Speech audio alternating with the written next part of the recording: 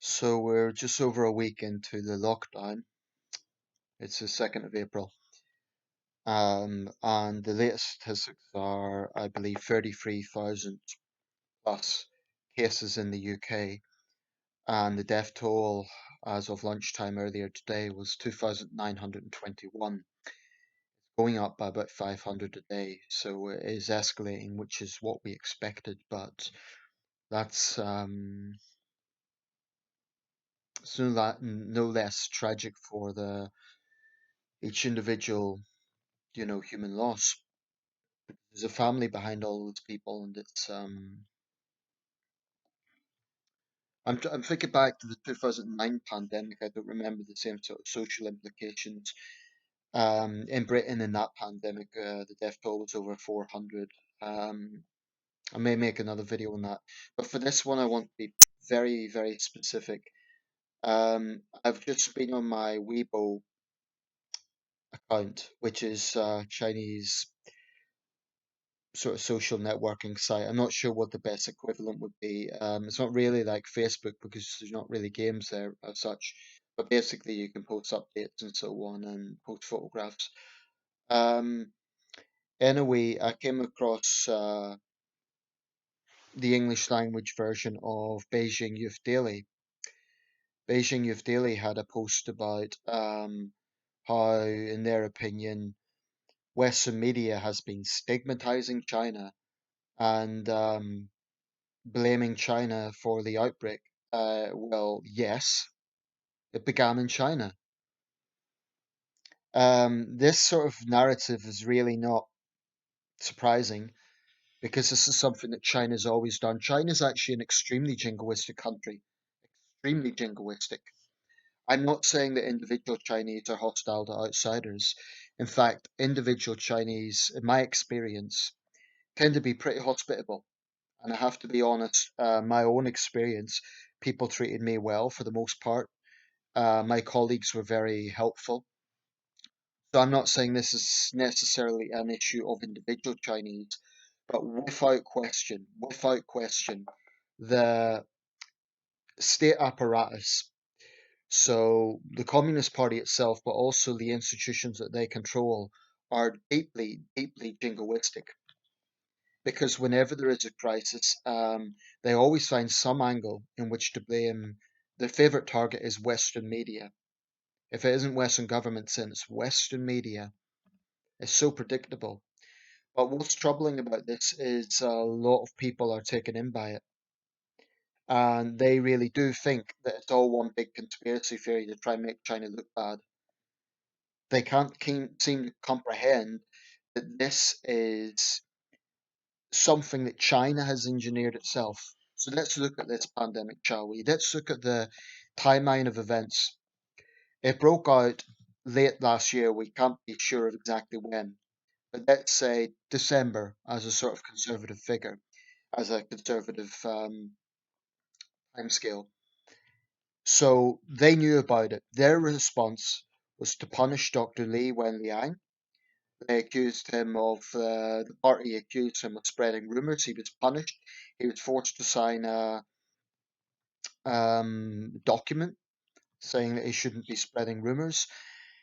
And they punished others who tried to say that this was going to be a crisis. Later on, of course, when he died, they turned him into a hero. They used him. This young man was absolutely right, and they should have listened to him. China should have acted after the SARS outbreak. At that time, they temporarily closed the wet markets, but they did not permanently close them. Um, so they now are taking the narrative. Look how great we are. Look how we've handled this crisis. Look at how we've got the situation under control. And the lockdown in Wuhan has been lifted. And oh, look, we've only had 3,300 deaths. Look at how many deaths Italy and America and Spain and Britain have had, and France. One problem, the actual death toll in China is a lot higher because they've lied about it. They've covered it up. In Wuhan, especially, the crematory urns that have been reported by residents of the city far, far exceed the sort of numbers that the officials have been talking about. Um, Even if you go for a more conservative figure, say that's over 3,300, the idea that that is the amount of people who've died in China and barely any new deaths. Um, how anyone could believe that, I don't know. I mean, this is a country of 1.4 billion. Wuhan is a city of 9 million people. It's a major city. So even if you go for the lower figure and think by some incredible situation that a densely populated city where this began, maybe the death toll is low. The idea that nationwide it's just 3,300, which is less than five other countries at this stage, six other countries. Um, I mean, Italy, Spain, France, the United States, Iran all have a higher death toll than that, and the UK, we're fast approaching that. Probably this time tomorrow, our death toll will surpass China officially. So they're blatantly lying about that to try and mitigate the fallout. Um, but even if they're not, they covered up the initial outbreak, and that to me is absolutely unforgivable. Why did the WHO, the World Health Organization, only declare a pandemic a few weeks ago? I think it's very, very conceivable that Beijing was putting excess pressure on the World Health Organization to spin the narrative in their favor. In other words, to not make it appear as serious as it was. This was a pandemic long before the WHO declared it was. So, how else have they responded? They've expelled foreign journalists from the Wall Street Times, from the New York Times, excuse me, the Wall Street Post, the New York Times, and other Western outlets. The rationale for this? Oh, well, they're pesky foreigners. Let's not allow them to have their opinion or to report the facts. No, let's just expel foreign journalists. That's a great way to show how transparent we are. And now they're on the propaganda drive. What are they doing? Sending masks and surgical equipment to Italy and Spain. In my opinion, those countries, whilst I appreciate they're in a desperate situation, they need to think carefully about accepting that stuff because A, it's not sure proof. The actual quality of it is certainly subject to debate, but also this is not a humanitarian gesture. This is a damage litigation limitation gesture. In other words, oh, look how benevolent we are. We're helping with the humanitarian effort, even though we started this by covering it up and failing to act in the beginning.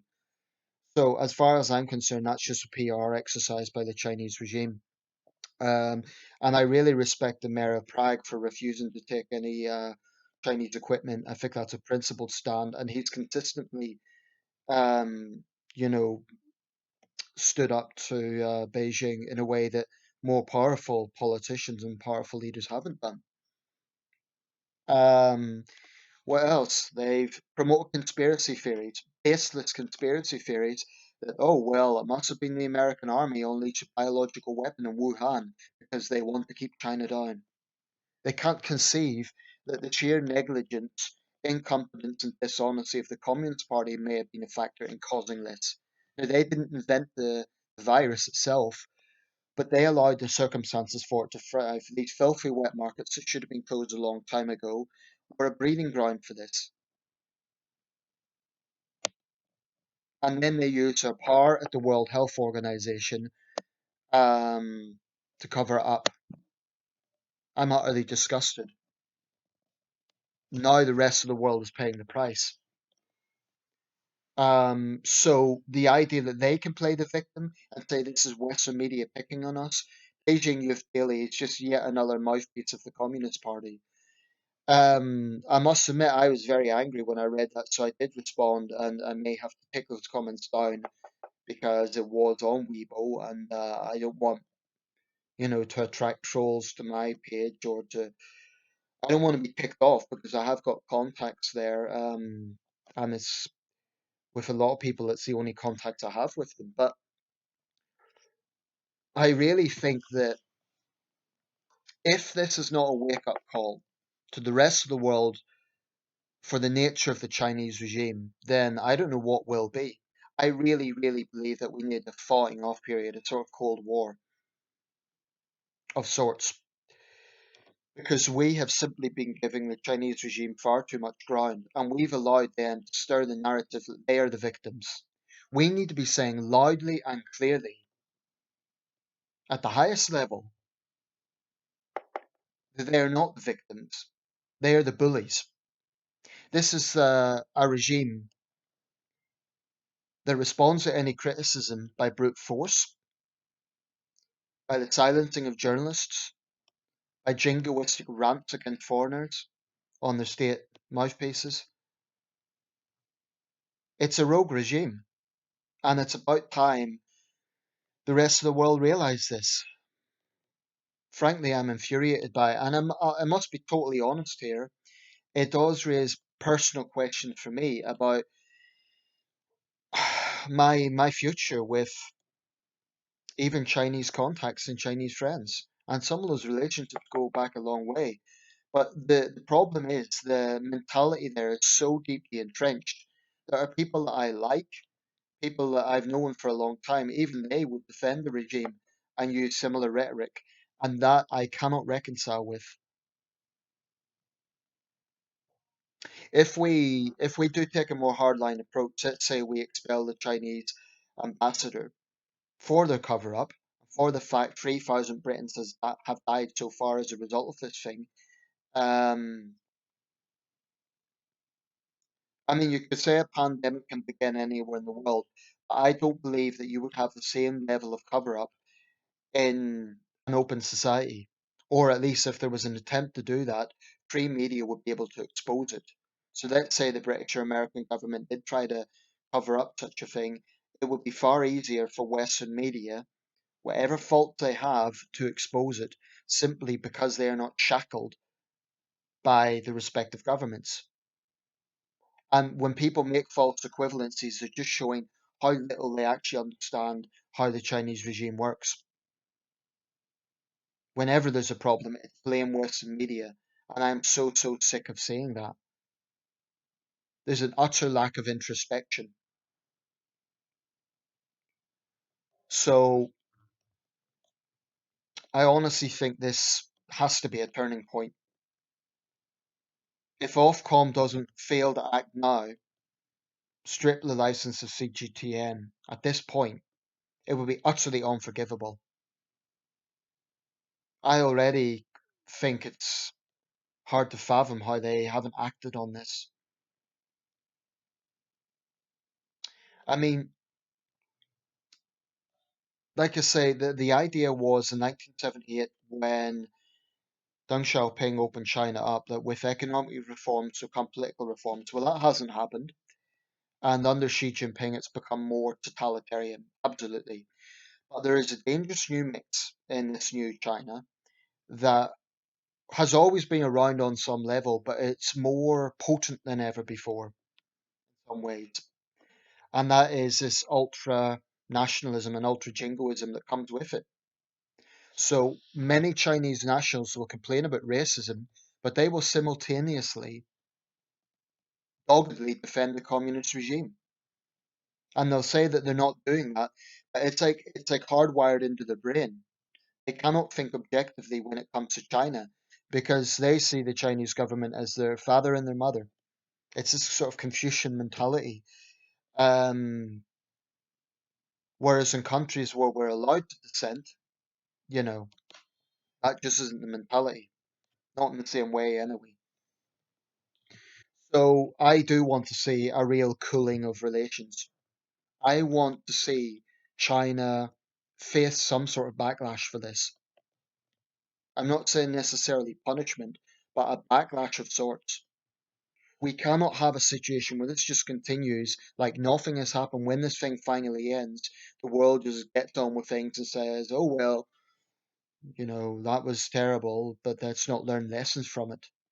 China has failed to close the wet markets permanently. Temporary closures is not good enough. If they're not closed permanently, then this is going to happen again. Indeed, this is the second time it's happened if we consider the outbreak of SARS. So, yes, it's true that a pandemic can begin anywhere in the world, but this is the second major pandemic to begin in China in recent years. as in the last few decades. H1N1 didn't begin in China. Some sources had the first case in Veracruz, Mexico, which is why in the late 2000s it was known in some sources as the Mexico flu. But what I would say is if you're Chinese and you're getting worked up by the term Chinese virus, simple question, where did it begin? It began in China. And I have to say, we cannot afford to be playing politics when it comes to China. What I mean by that is, I think there's plenty of ground to criticize Trump on. I think his egoism, I think his inconsistency, his outrageous statements, that's all really, that will put him in the dock in the election. I hope it does. And I think Trump's approach has been a disgrace in terms of the way he's attacked journalists. I mean, Trump behaves more like some of the sort of single party regimes. He's a wannabe dictator, in my opinion. Bolsonaro has also been appalling in Brazil. But the Democrats and left wing media in the United States shouldn't be homing in on Trump criticizing China. They should be joining that chorus of criticism. There's plenty to criticize Trump on, but his rebukes to China, where they do happen, that's good. We want to be seeing the President of the United States doing that. We want to be seeing all Western leaders do that. Because right now we are all paying the price for this. This isn't just a case of, oh, it's China's internal affairs. We are directly paying the price. Directly. I mean, this is almost tantamount to a sort of biological war on the rest of the world. It isn't quite that because it's not deliberate. Like they didn't deliberately spread the pandemic, but their incompetence or corruption and their dishonesty has definitely enabled that to happen. And now the sheer bloody arrogance of saying, oh, well, look how great we are. Let's now turn the attention on Western media and blame them. It disgusts me. And it disgusts me seeing the sort of anti West jingoism that goes on in Chinese media. We need to call them out. We need to, instead of just using nice, polite, diplomatic language, we need to be calling it what it is. We need to say we see this jingoism, and China cannot get away with trying to point fingers at other countries. Not this time. China is a powerful country, but it's not so powerful that it can just do whatever it wants if there isn't a willpower against it. I think it needs to be stigmatized. I think it needs to be polarized at this point. I'm not talking about individual Chinese. I'm not talking about racism against individual Chinese. That's a totally different thing. I'm talking about polarizing this rogue regime because that's what it is. And I'm sick and I am just so sick of their arrogance. The fact that they play the victim is astonishing. I mean, there is no hope within China at this point. Maybe in the distant future, but I have no optimism for the situation within China because the depth of government infiltration.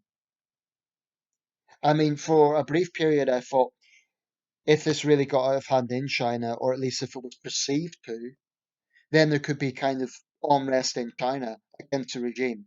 But unfortunately, they have won the PR campaign. The propaganda has worked, so they've kind of put out this message, oh, we're all in it together. Let's just ignore the fact we covered it up, but we're all in it together. Look how great the people are, and let's pull together. And China's going to recover.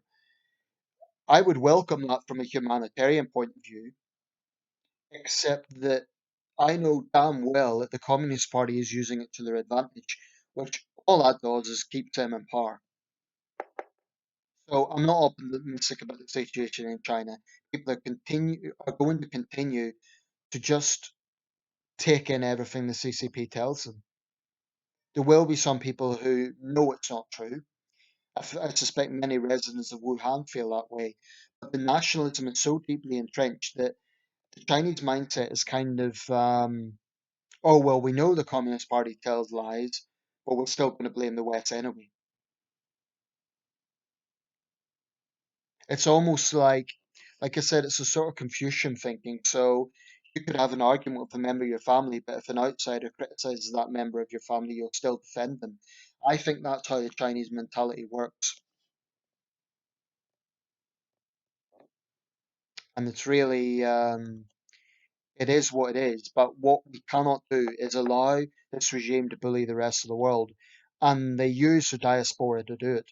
So Chinese nationals overseas, I say you should not be victims of racism. But by the same token, if you come to the West and you promote the CCP or you serve as their agents, I'm not talking about spies, I'm talking about propagandists, then frankly, I think they're showing hostility to the host nation. I think basically we need to get a lot tougher with China. And of course, they will cry about it. Of course, the regime will have a tantrum and they'll put all the usual anti West bile on their state mouthpieces. But we can squeeze them a bit. We can, for example, strip the license of CGTN. That would starve CGTN of oxygen in this country. That would be something. We can impose that Chinese nationals here have to respect this country. They can't come here to promote CCP. We can impose, if not sanctions, we can cut certain deals. We could definitely say no to the Huawei deal at this point. I mean, if Boris Johnson, who has personally suffered from this, if he goes ahead with the Huawei deal after this, it would be unfathomable. There are a lot of level-headed voices in government that know this is a mistake. Um, our Five Eyes partners know it's a mistake. We just need to wake up and treat the Chinese regime for the pariah that it is. If they can't play by international standards, if they're going to lie to the world, I don't see why they deserve respect on the world stage. Why? Because of their power? No. See, the Chinese communist regime, which is made up of thugs, basically goes by the philosophy of might is right.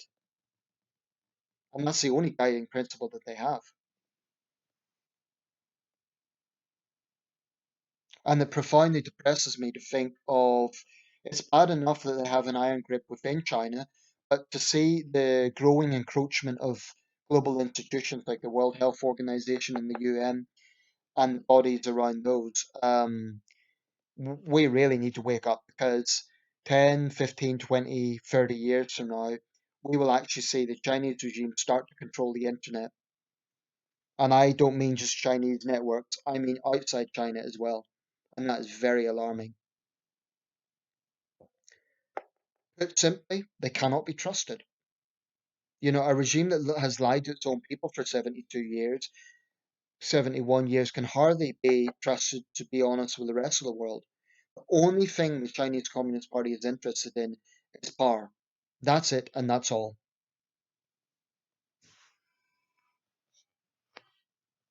So we need to wake up.